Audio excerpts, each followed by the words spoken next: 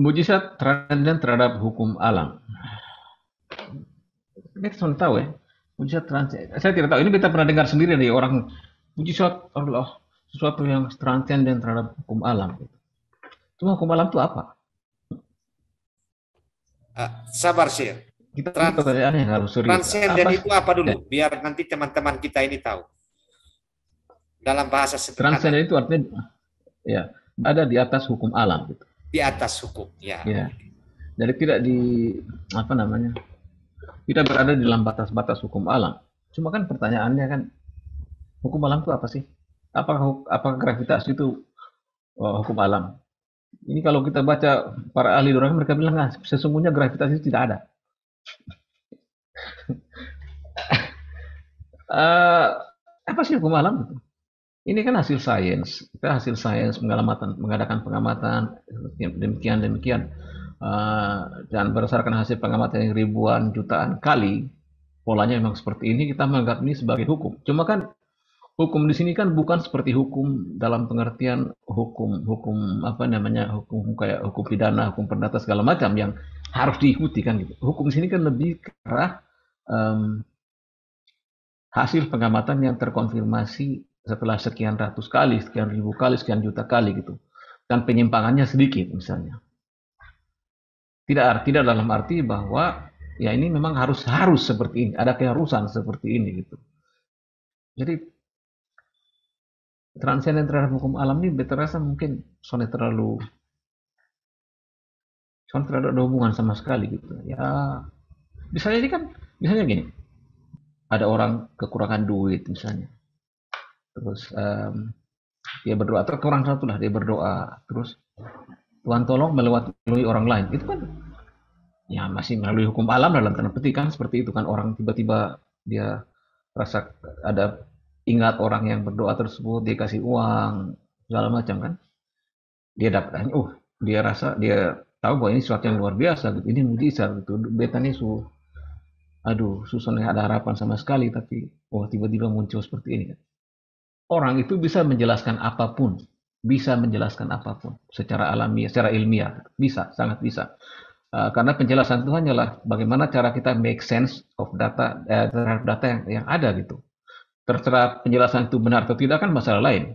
Bagaimana data yang ada itu kita pakai untuk membuat kerangka berpikir yang kita bisa memprediksi sesuatu.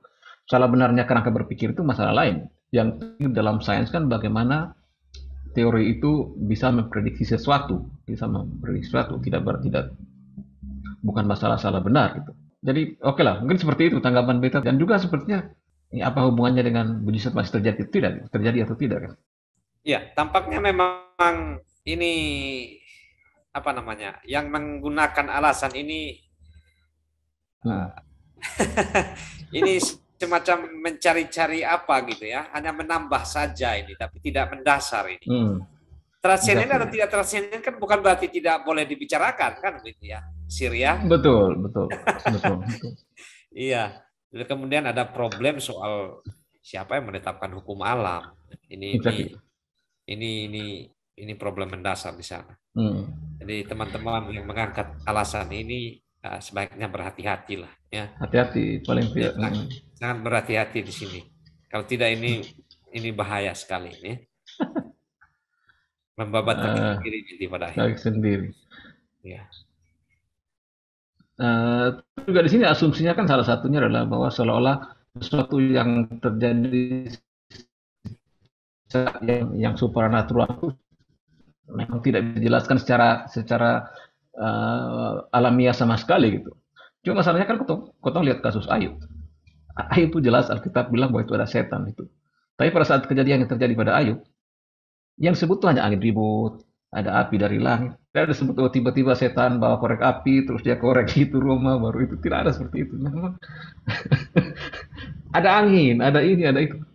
Semuanya serba alamiah, tapi di balik itu ada sesuatu yang lain. Tuh. Jadi sepertinya ada pembedaan yang tidak apa namanya, yang yang tidak valid antara ini yang rohani harus begini, apa namanya, mujizat harus yang supranatural dan bukan natural.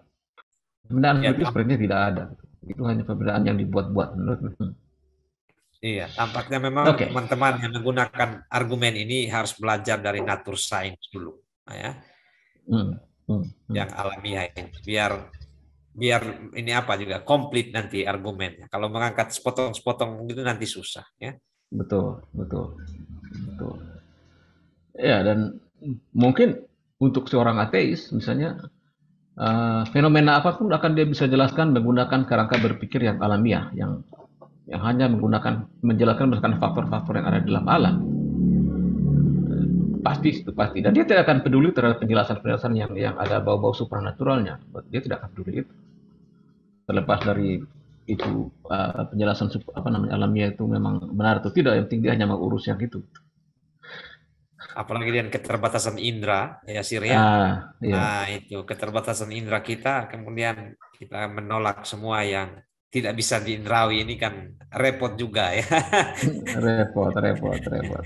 Iya, tentu ada keterbatasan di sana. Nah, mereka harus Iya. menyadari keterbatasan itu sebenarnya.